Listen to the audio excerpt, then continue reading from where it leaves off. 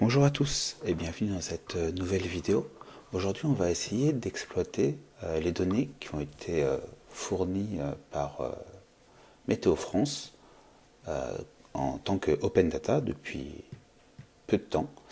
Donc Météo France a fourni un certain nombre d'informations sur les relevés, notamment donc tous les relevés météo, notamment les relevés de température, de vent, les jours où il a plu, de la neige, etc., etc. Donc beaucoup d'informations pour chaque département français. Donc c'est classé par département, avec des informations pour la tranche 1850-1950, pour chaque département, 1950-2022 et des plus récentes 2023-2024. Nous, ce qui va nous intéresser ici, on va juste essayer d'exploiter pour un premier temps les données de température. Donc pour chaque département, on voit qu'il y a un fichier qui s'appelle RRTVent. Donc là, il y a les données de température. On va prendre celui où il y a le plus de données exploitables, c'est-à-dire 1950-2022. Ça fait une bonne fourchette de temps. Et donc vous voyez qu'il y a une centaine de pages pour chaque département. Il y a quand même beaucoup d'informations. Donc on va partir sur le premier département. C'est pas très important. On va du coup aussi regarder ce qui est fourni avec, ce sont les descriptions des champs. Donc on va télécharger déjà ce fichier là. Hop, je télécharge. Donc je récupère le fichier. On voit ici que c'est un zip qu'on va du coup extraire. Hop, et on obtient un fichier CSV. Donc le fichier CSV ici, pour le département de l'Ain entre 1950 et 2022, il y a pour 113 mégas déjà. Donc on voit que c'est pas un petit fichier. On va l'ouvrir avec LibreOffice. On voit que dans ce fichier, qui prend un certain temps à s'ouvrir, bien entendu, je crois qu'il y a 800 000 lignes, on va avoir les données ici du coup de la ville, avec latitude, longitude de la ville, son altitude, le jour de la mesure, et plein d'informations ici. Vous voyez qu'il y a énormément de colonnes qui sont fournies. Donc en fonction des dates, souvent sur les dates anciennes, il y a peu de données, mais on voit ici en descendant un peu, 985, on commence à avoir des données. Alors à quoi correspondent ces données? Donc pour le savoir, il faut télécharger un autre fichier ici. Donc hop, on va le faire, qui est le descriptif des champs. Donc pour le fichier RRTVent, ici, hop, le descriptif, on va l'ouvrir. Et on voit qu'on a une trentaine de colonnes. Nous, ce qui va nous intéresser, la colonne où il y a le plus d'informations, ça doit correspondre à celle-ci, à ces températures de vent, c'est la TNTXM. Voilà, si on bouge un peu, on voit que c'est celle où il y a le plus d'informations sur les températures, et ça correspond à moyenne quotidienne en degrés. Donc la moyenne quotidienne, ça paraît être quelque chose d'assez pertinent pour ce qu'on a besoin de faire, parce qu'on va voir analyser un petit peu l'évolution de ces températures au fil des années. Donc on va juste récupérer cette info, on pourra en récupérer d'autres, mais on va juste se contenter de ça. Et donc on va récupérer la colonne numéro 12. On va aussi récupérer le nom de la ville. Donc son département, on le connaît, et éventuellement latitude, longitude, si plus tard on veut le placer sur une carte, pourquoi pas. Et on va avoir besoin aussi de la date de la mesure. Donc on va récupérer ces différentes infos. Donc c'est parti. Alors, on va ici partir d'un petit projet Symfony qui a été initialisé, c'est tout ce qui a été fait. Hop, et donc dans ce projet Symfony que j'ai appelé Météo Data, on va commencer par créer un premier contrôleur. Ce contrôleur, on va l'appeler import. Donc ça nous crée un import contrôleur. Tout simplement. Et là, on va mettre un petit peu de logique pour essayer de récupérer des informations. Donc, notre fichier CSV ici, on voit qu'il y a beaucoup d'infos qui nous intéressent. Et donc, on va voir comment on peut essayer de récupérer ces infos. Donc, pour faire quelque chose d'assez basique, le fichier en question, je vais tout simplement aller le placer. On va se créer un dossier qu'on va appeler data. On va aller le placer dedans. Hop, voilà. Et on voit ici qu'on a toutes les infos. Hop, ce que je vais faire, on va créer un fichier data test.csv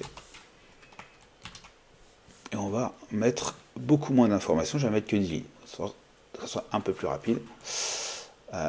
Et on va mettre ici ville 2, ville 3, ce qui nous permet de faire quelques tests pour commencer. Et ici, on va l'appeler ville 1. Voilà. Alors, pour récupérer des informations depuis un fichier CSV, on va utiliser une fonction PHP native qui s'appelle fgetCSV. Fget, c'est une fonction de PHP qui permet de récupérer des infos depuis un fichier et de le traiter ligne par ligne. Et fgetCSV, en plus, ça va permettre de rajouter des informations qui sont propres au CSV. Donc un fichier CSV, comma separated value, a pour particularité d'avoir des colonnes séparées par un délimiteur. Et par défaut, ici, le délimitateur qui est utilisé, c'est le point virgule dans ces fichiers. Donc, comma separated value, généralement le délimitateur par défaut, ça va être la virgule simple, mais très souvent on a aussi le point virgule qui est utilisé. Et on peut également avoir dans certains cas, par exemple une ville qui aurait un espace, donc le nom ça serait ma ville, on peut avoir ici des guillemets qui indiquent que c'est une seule chaîne, notamment si ici j'avais un point virgule dans le nom, on comprend qu'ici ce point virgule là, on ne doit pas le considérer comme un délimiteur, puisqu'il est entouré par les doubles codes. Donc ça c'est géré aussi au niveau de la fonction fgetCSV. Donc je reviens à mon exemple. On va essayer de récupérer les informations de ce fichier. Donc on part d'ici et on doit ouvrir notre fichier. Donc pour l'ouvrir, on va utiliser la fonction fopen. Ici, on doit lui mettre le nom du fichier, enfin le pass vers le fichier, et le mode de lecture qui va être uniquement de la... le mode de récupération, donc ça va être justement de la lecture uniquement, on n'a pas besoin d'écrire dans le fichier. Donc là, on a un fichier qui s'appelle datatest.csv, et on va être en mode lecture, donc R pour read. Si on voulait faire de l'écriture, on pourra mettre un W, etc. Mais peu importe. Donc là, fopen de ce fichier. Et on va récupérer ici une ressource qu'on va appeler file. Dans fgetCSV, on doit lui indiquer différentes informations. Donc la ressource qu'on a récupérée, ici $file. On peut lui indiquer une longueur ou laisser nul si on ne connaît pas la longueur des lignes du CSV. Le séparateur, on voit que par défaut, c'est une virgule, nous on veut le point virgule. Donc on va lui dire ici, on veut nul. Puis on veut le point virgule. Et ensuite le délimiteur, s'il y a besoin de délimiter certaines chaînes, c'est le double quote, on va laisser ça. Voilà pour fgetCSV. Donc ça, fgetCSV, ça va récupérer ligne par ligne le fichier. Donc si on reprend sur notre data.csv, il va récupérer la première ligne, puis la deuxième ligne, puis la troisième ligne, etc. Et ensuite, vu qu'on a indiqué un délimiteur, il va créer un tableau et toutes les parties entre le délimiteur, un peu comme si vous faisiez un explode, il va les mettre dans un champ de ce tableau. Et on va pouvoir après très facilement exploiter le tableau en question. Donc c'est assez facile de gérer les CSV, pas besoin de gérer toute cette logique à la main. Et c'est assez fréquent d'avoir à importer, exporter des CSV au sein d'un projet. Donc là, on va récupérer une ligne.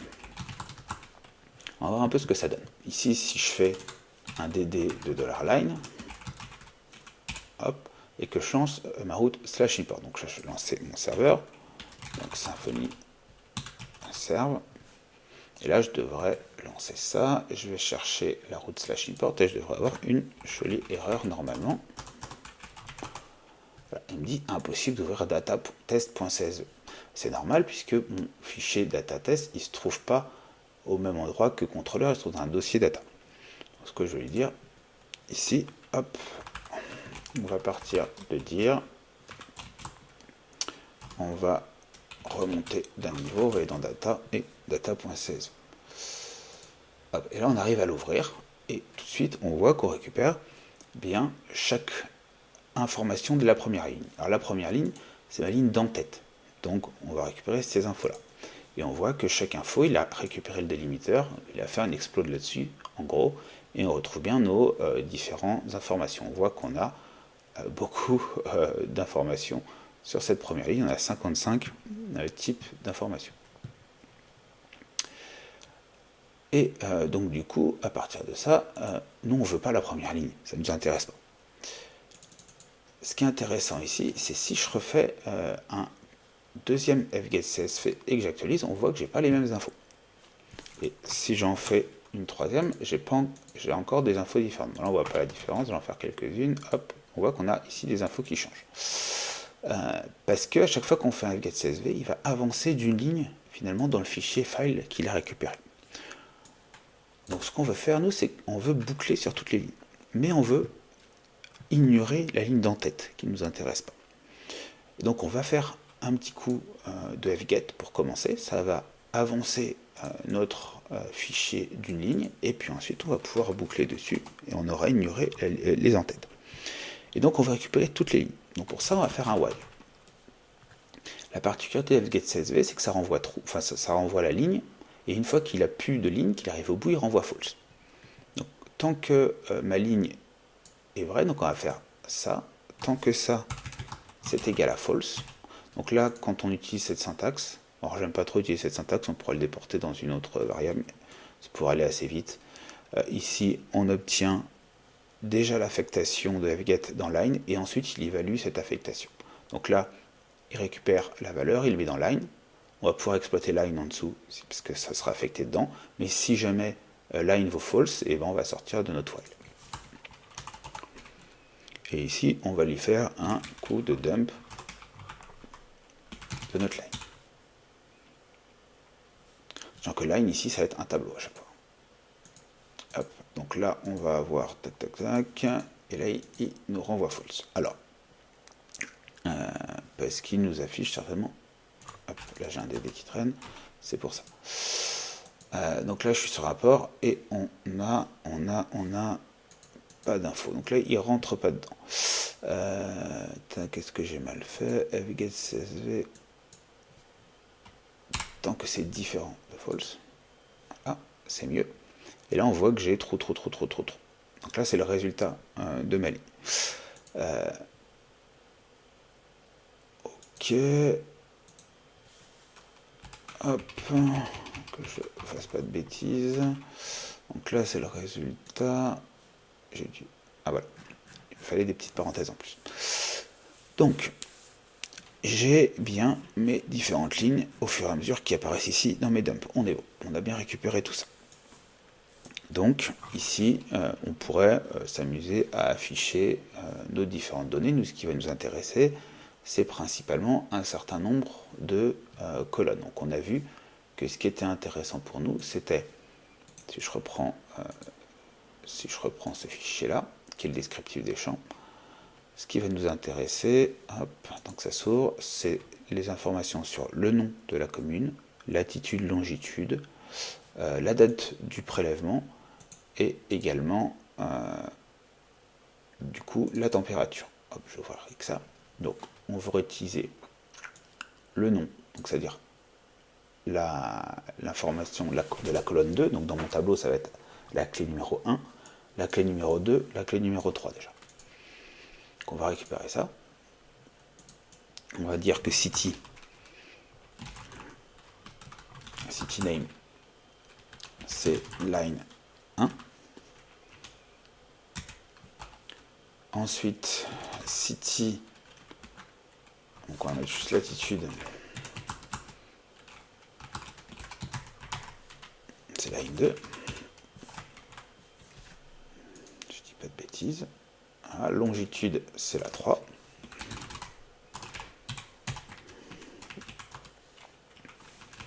et on veut la date de prélèvement, donc, qui est la 5.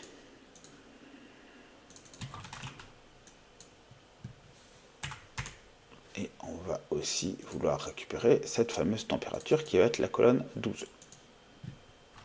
Hop, et on va donc du coup température qui est la colonne 12. Maintenant on va faire un petit dump de tout ça. Donc on a city name, on va mettre date et température. Donc on n'affiche pas tout cette fois-ci. Si je raffiche ici, on a bien toutes nos informations pour la ville 1. On a la date et la valeur, etc. etc. Donc nous, là dans l'exemple que j'ai mis, ma colonne 12, elle était tout le temps vide, donc c'est pas très parlant. Donc là, 1, 2, 3, 4, 5, 6, 7, 8, 9, 10, 11, 12, ça doit être celle-là. On va mettre 10. Je réactualise. Hop, moi j'ai pas dû me mettre dans la bonne, c'est pas grave. Hop, on va mettre 11, 9, je devrais tomber dessus à un moment donné. Voilà, c'était cette colonne-là. Donc on voit qu'on récupère bien l'information qui nous intéresse. Okay. Maintenant, on va essayer d'enregistrer ça dans une base de données. Donc on va créer ce qui nous intéresse au niveau de la base de données. Je vais juste ouvrir ce fichier-là et essayer de prendre des lignes du coup un peu plus intéressantes en descendant. Ah, je vais prendre celle-ci plutôt.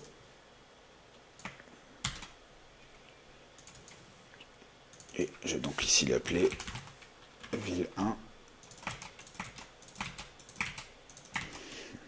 Est-ce que ville 1 c'est une belle ville? Je sais pas. Mais ville 2 et ville 3.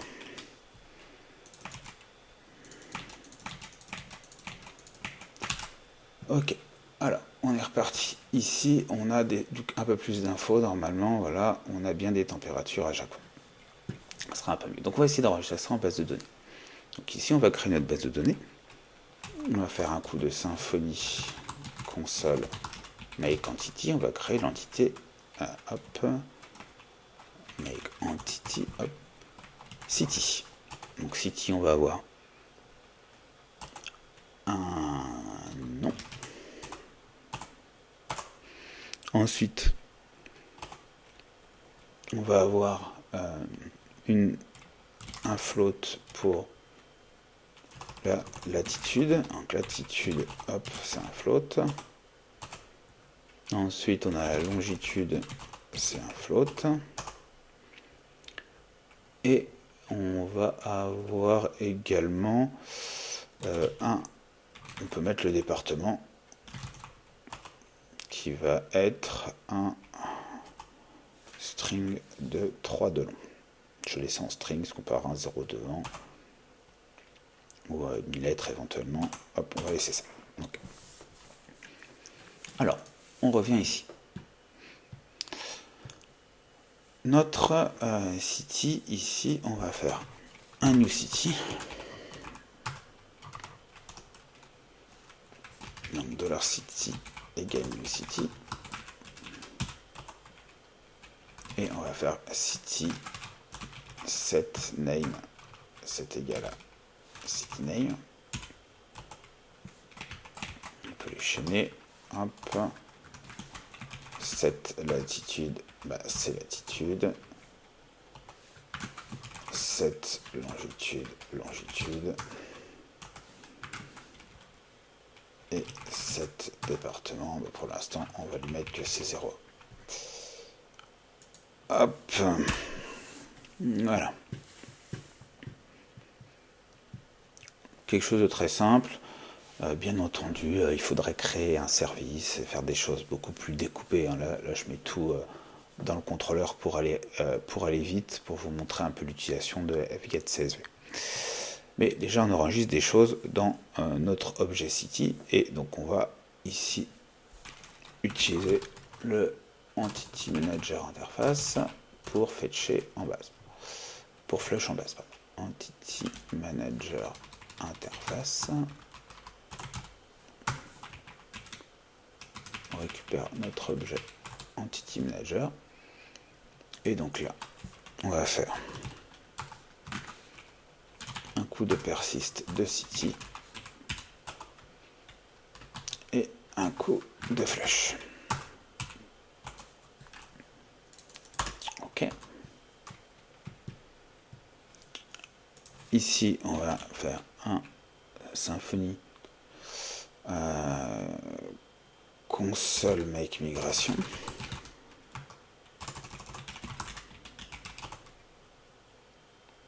Ok, hop. Docker compose, hop. Là, je lance ma base de données PostgreSQL que je n'avais pas lancée. Hop. C'est quelques secondes. Donc ça, c'est la configuration de Docker de base avec Symfony. Ça permet de lancer un petit PostgreSQL. Et donc Symfony make migration. Console make migration. Voilà. Symfony console doctrine database migrate. Hop. Migration migrate. Hop, on va y arriver. Voilà. Donc là, j'ai créé ma structure de base de données et je relance ma page. Et donc, du coup, on voit que j'ai bien un certain nombre de queries qui se sont faites et d'insertion base de données. On va essayer de voir ici si ça fonctionne. On va aller récupérer toutes les villes. Une fois que j'ai fait l'import, donc là j'ai fait l'import, ok, et on va créer une nouvelle route qu'on va appeler cities. On va lui passer éventuellement un numéro de département en paramètres. Hop.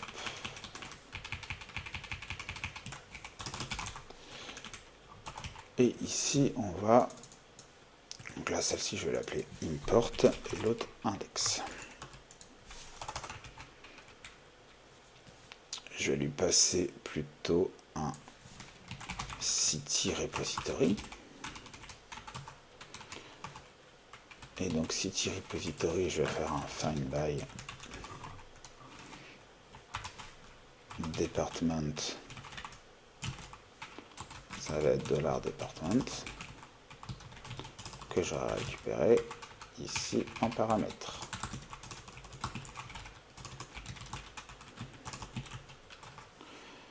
Comme ça, je peux récupérer toutes les villes du département 01, 02, 03, etc.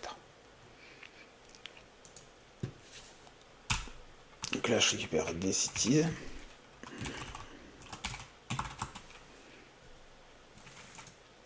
Et on va lui renvoyer, hop,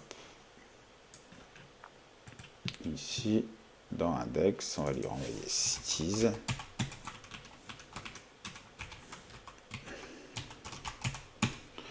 Ici, une fois que l'import est OK, on va lui faire un redirect to route. Et on va du coup l'envoyer vers appcity. Hop.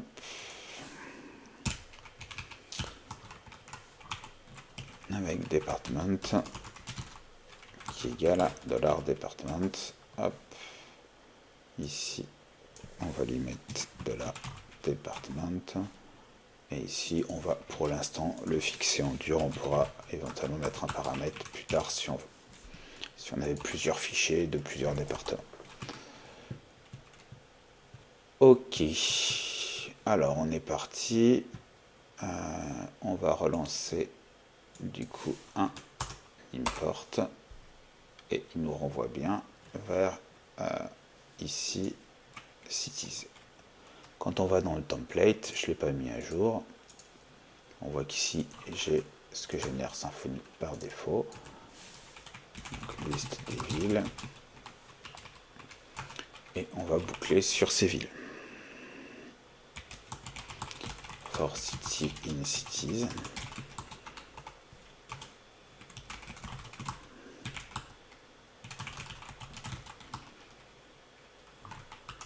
Hop. Ville du département, department. Là, je clique dessus. Et ici, on va afficher city.name.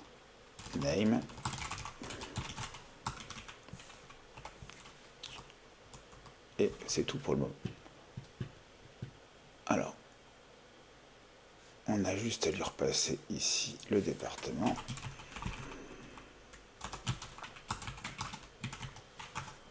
Et voilà. Donc là, hop. Department. J'ai mis un E en trop.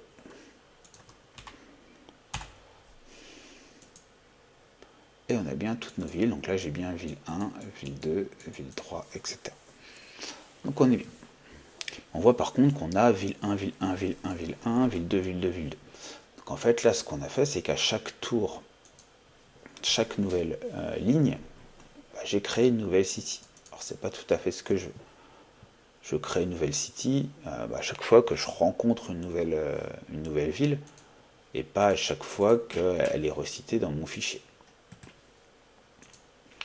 Donc là, je voudrais juste rentrer ville 1, ville 2 et ville 3 au final. Donc pour faire ça, il faut ruser un petit peu, et là on va essayer de voir comment on peut rentrer les villes et puis aussi rentrer les mesures aux différentes dates pour chacune de ces villes. Donc on est parti pour l'import un petit peu plus complexe à ce niveau-là. Donc là j'ai bouclé sur toutes mes lignes. Okay, je récupère mes villes et là je les importe directement. On va faire une étape supplémentaire. On va plutôt les stocker dans un premier temps. Ici, on va créer un tableau Cities. Et dans Cities, on va lui mettre ici, hop, un identifiant. L'identifiant, je peux l'avoir sur la ligne 0, qui est l'identifiant de la ville. Ici, le numéro de poste. On va l'appeler City ID. On va mettre ça ici, en clé. Et on va ici aller mettre toutes les informations sur la city. Et on va avoir du coup le city name, latitude, longitude. Maintenant, une fois que je suis sorti de mon while, on va pouvoir boucler sur mes villes.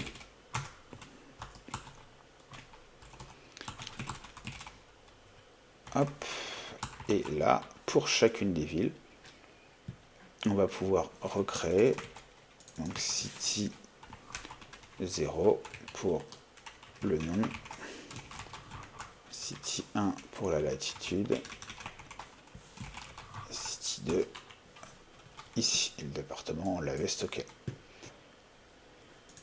Alors, hop, je fais un petit raccourci, ça me drop ma base. Alors j'ai pas de fixture, c'est pour ça que ça met une petite erreur. C'est pas grave. Donc là, ça m'a reset ma base de données. Là, j'ai rien. OK. Et si je relance un coup de import ici, hop, on voit que j'ai une erreur ici. Il est impossible d'utiliser city comme un array. Donc ici, parce que j'ai appelé la city et la city, c'est pour ça. Donc là, j'ai appelé city data. Oh, c'est pas super bien nommé, mais ça fera l'affaire. Hop, on voit qu'ici, si je relance mon import, j'ai ville 3, ville 3. Donc là, il m'a pris que la dernière ville. Donc, une petite erreur aussi, certainement. Donc là, je reboucle sur cities. On va faire un DD de cities ici.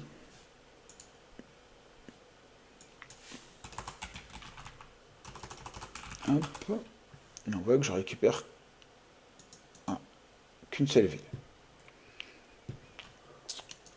Alors, pourquoi je récupère qu'une seule ville? Ah, parce que, tout bêtement, j'ai dans mon fichier d'entrée, j'ai bien changé le nom de la ville, mais je n'ai pas changé l'identifiant.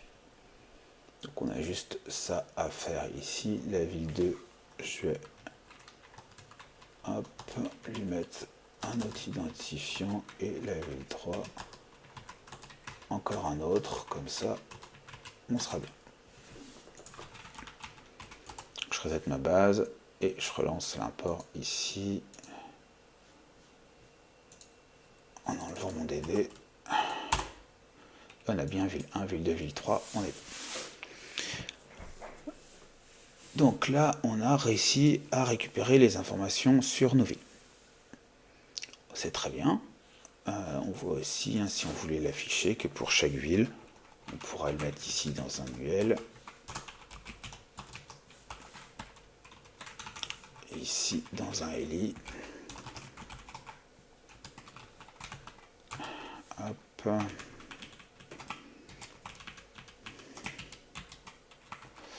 Et donc du coup, on pourrait aussi rajouter les informations sur latitude, longitude, si on voulait, en faisant. On va juste mettre la latitude. Hop, on voit qu'on a bien les informations qui sont stockées. Maintenant, les mesures. Les mesures, c'est un peu plus compliqué, puisqu'on a ici plusieurs mesures pour la même ville, à des dates différentes. On a une mesure par jour. Donc on va rajouter encore une couche au niveau de notre tableau. Donc ici, on va récupérer un autre tableau qu'on va appeler City Measures. On va le stocker pour une ville en particulier. Donc on va rajouter City ID. Et à chaque fois, on va avoir une date. Donc on va mettre ici la date qui va être $date. Et on va avoir notre température. Si je fais un DD de City Measures, qu'est-ce que ça me donne ici? On va refaire un import. Et on a du coup la première ville. Dedans, on a 4 dates avec 4 mesures différentes. Pour la ville suivante, on a encore 4 dates et 4 mesures. Et la ville suivante, on a un peu plus de dates et donc 6 mesures. Donc ça a l'air de bien fonctionner. Si j'avais besoin de récupérer plus d'infos que la température, ben ici je créerai un tableau, je mettrai plus de choses. On va rester au plus simple. Maintenant, je veux insérer ça dans une base de données. Donc on va créer une table, Symfony, donc j'ai un petit raccourci Symfony console, make entity, on va appeler ça mesure, on va lui rajouter du coup un champ qui va être la date, qui va être un date time, date tout simple, pas date time, date. Et on va rajouter la température. Hop, qui sera un float. Ensuite, dernière chose, chaque mesure est reliée à une ville. Donc ici, on va lui rajouter un champ city qui va être un minute1 avec city en bidirectionnel et j'ai terminé. Et donc ici, on va lui dire, ok, donc là tu as mon tableau City Measures et tu bookes sur mes cities. Donc là, tu crées les villes au fur et à mesure que tu les vois. Très bien.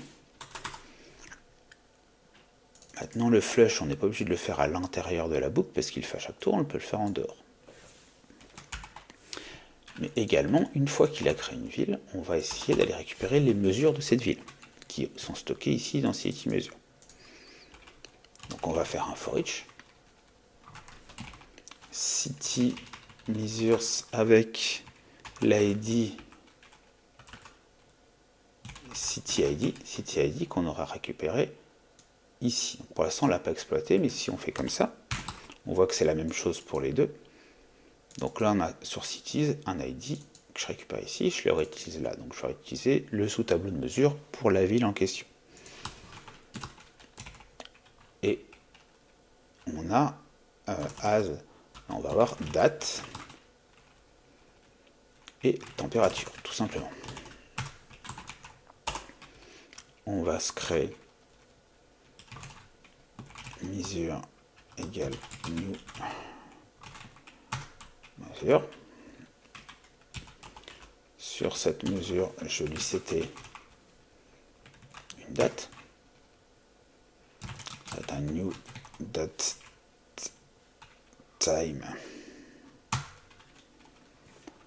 On va lui mettre $date. Ensuite, on va pouvoir lui setter une température qui va être température et la ville en question. Donc là, je vais faire un set city, il va me demander un objet city. Ça tombe bien, l'objet city, je l'ai seté juste au-dessus. Donc là, je lui passais $city. Bon, on va persister notre objet mesure. Et on va flusher tout ça à la fin. Hop, on va refaire, on va, hop, Symfony, on vide tout. Ok, alors pour plus avoir cette erreur, je vais juste faire un coup de composer. Require ORM fixtures, je crois que c'est ça, hop, voilà. Bon, je ne vais pas utiliser les fixtures, mais au moins j'aurais pu l'erreur. Ok, voilà, il y en a une autre, parce que je ne l'ai pas encore créé. Donc, Symfony console make migration, hop, Symfony console doctrine migration migrate. Ok. Donc là, je reset ma base et je relance mon import. Hop. On va voir si ça a marché. Je retourne sur ma vue ici. Et je vais reboucler. Alors, une fois que j'ai affiché le nom d'une ville, on va refaire un UL. Et on va mettre for measure in city.measures. On a fait une bidirectionnelle, donc on a dans city, on a un get measures. Hop, si on va dedans, dans city, on a bien un get measures qui s'était généré, donc on peut aller l'appeler ici. Hop, et on va vouloir afficher ici dans mon LI la mesure.date qu'on va formater en year, month, day. Hop, et on va aussi afficher la température en question. Mesure point température. Hop, et on va lui rajouter un petit degré Celsius. Et on a bien l'info, ville 1 avec nos mesures, ville 2 nos mesures, ville 3 avec nos mesures. On voit que la dernière c'est 28,3. On va retourner ici et on voit que ici, dans ma colonne numéro 12, on doit avoir un 28,3. Voilà, 29,7, 23. On a bien récupéré les différentes infos. Donc on a fini notre import. Très bien, super. Maintenant, qu'est-ce qui se passe si je reprends mon import sur mon fichier global, qui fait, comme je vous le disais, à peu près un petit million de lignes. Bon petit fichier déjà. Pour simplifier, je vais l'appeler data01.csv. Je sais pas ce que j'ai fait là, j'ai fait une bêtise. Okay. Je recommence, ici je l'appelle du coup data01.csv. Donc, je reprends mon code ici. Et là, on va appeler data 0. Donc, ce que je peux faire, c'est appeler data .department et passer ma variable département au-dessus. Voilà. Encore une fois, si je veux le mettre après dans un paramètre comme j'ai fait là, je pourrais. On peut même le faire directement. Ça sera aussi bien. Ça sera plus cohérent.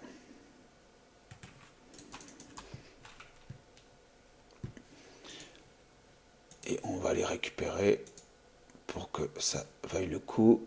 Un fichier du coup pour le département numéro 2. Hop. On va extraire ça. J'ai ici mon fichier que je vais appeler data 02 et on va aller le mettre ici. Ok, donc là si j'appelle data 01 ou data 02, l'import je vais le faire. On va essayer. Je reset ma base et on va faire, donc là si j'actualise j'ai bien rien. Là si je mets un 02 normalement, hop, il me fiche bien le fil du 02, ok. Et je vais faire un import /01. Et là c'est parti, j'importe mes données. Et là j'ai une erreur qui me dit, hop, ligne 57 de l'import contrôleur. C'est quoi la ligne 57? Ah, on me dit que ça doit être un float et que j'ai un string. Donc là je dois avoir un problème sur une des lignes de mon fichier d'import, mais je ne sais pas trop à quelle ligne c'est. Donc on va plus regarder ici. Comment je peux savoir ça?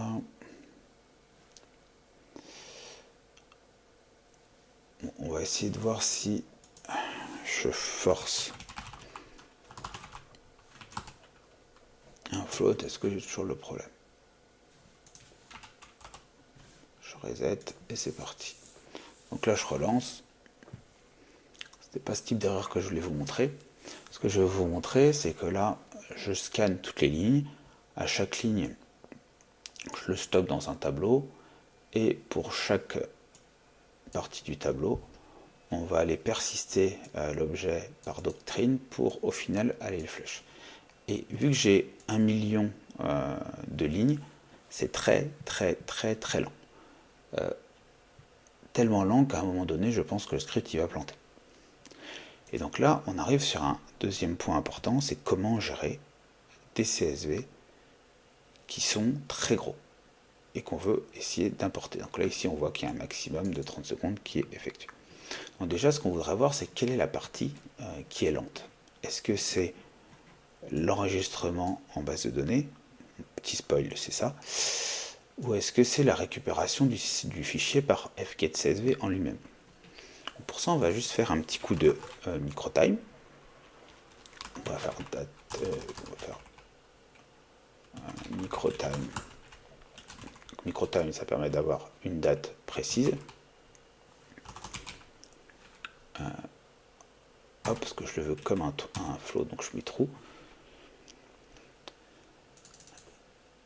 Et là, je vais faire un echo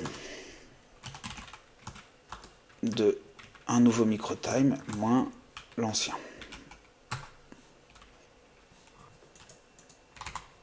Ok. Hop, on va faire un DD plutôt que ça. Je vais voir combien de temps il s'est passé. Donc là, ça prend le temps en microsecondes. Combien de temps s'est passé entre le début de mon script et la fin du parcours de mon CSV, donc de mon million de lignes, par fgetCSV. Donc là, je relance mon import.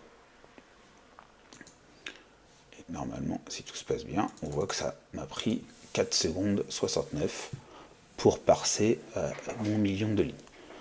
Donc c'est court. Donc c'est pas ça qui fait que ça plante au bout de 30 secondes de script. Donc ce qui est vraiment gênant, est-ce que c'est par exemple le fait d'enregistrer mes villes? Donc là, je vais enlever cette partie-là. Et alors, je réactualise mon fichier. Alors, ça va s'arrêter là, je suis bête. On va remettre un microtime là. Donc là j'ai mis un peu trop tôt parce qu'il n'a pas flush, il est toujours à 4 secondes.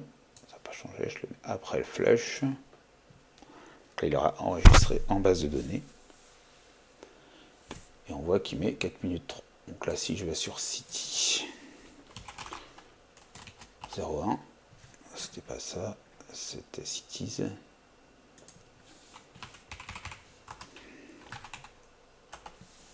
On voit que j'ai bien toutes mes villes du 01 qui se sont pris. Donc ça c'est rapide. Effectivement, quand on regarde le fichier, les villes elles se répètent beaucoup. Parce qu'il y a beaucoup de mesures pour chaque ville. Donc au final, j'ai pas tant de villes que ça dans un département, une centaine de villes peut-être. Parce que toutes les villes n'ont pas aussi de capteurs, hein, bien entendu. Mais par contre, j'ai énormément de mesures, parce que j'ai une mesure par jour pour chacune des villes quasiment, sur des dizaines d'années.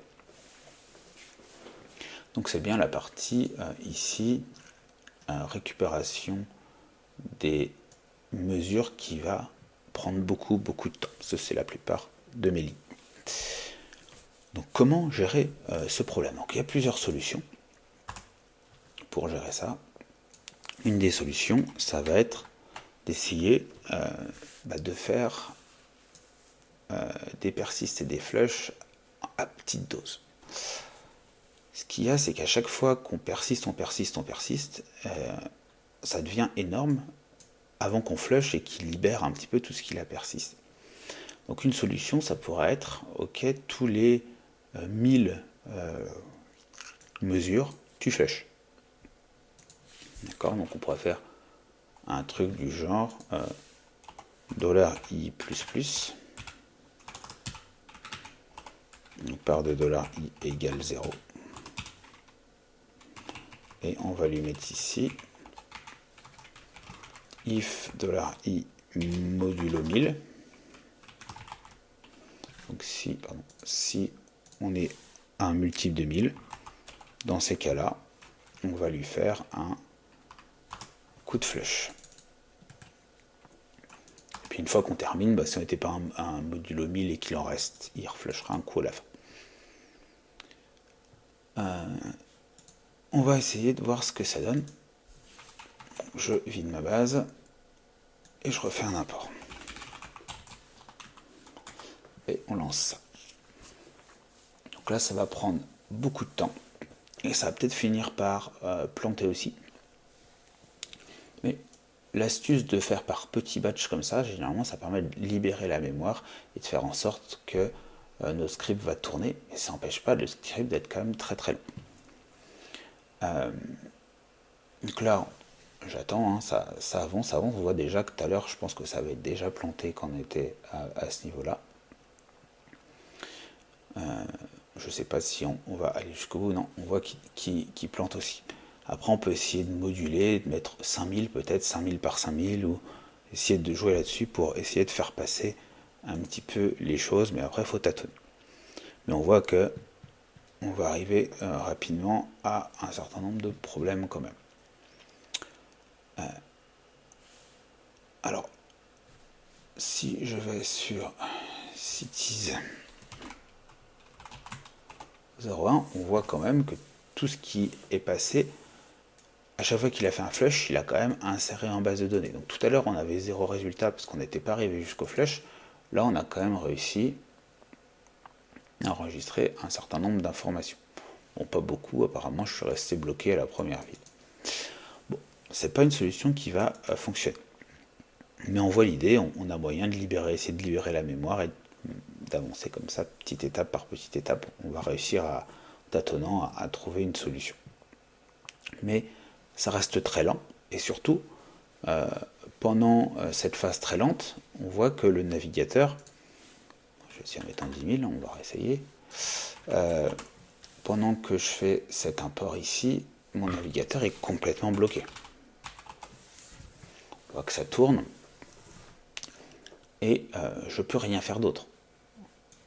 Donc là, si mon import, j'arrive à le découper par petits batchs suffisants et que j'arrive à aller jusqu'au bout, j'aurais peut-être passé 5 minutes à ne plus pouvoir utiliser mon navigateur. Donc éventuellement, si vous avez un système où vous êtes le seul à l'utiliser, que c'est très ponctuel, ça peut passer. Bon, si une fois sur deux ça plante par un max execution time, c'est quand même problématique. Voilà, on voit que ça n'a pas passé non plus. Et c'est surtout...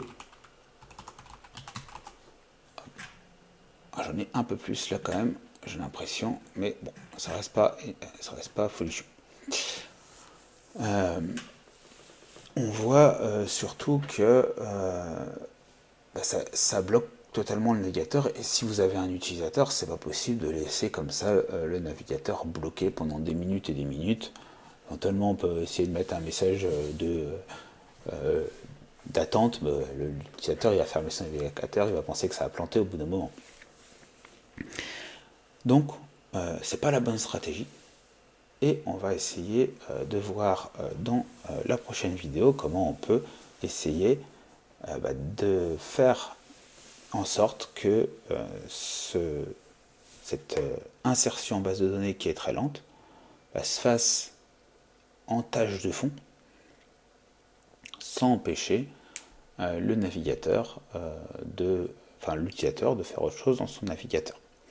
Et en plus, du coup, éviter un max execution time qui risquerait d'arriver. Donc on se donne rendez-vous dans une seconde vidéo pour essayer d'étudier un petit peu comment on va pouvoir, en utilisant le système des messages et de l'asynchrone, pouvoir gérer cet import. Et je vous dis à très vite, j'espère que ça vous a plu, et à très vite pour la prochaine vidéo. Merci.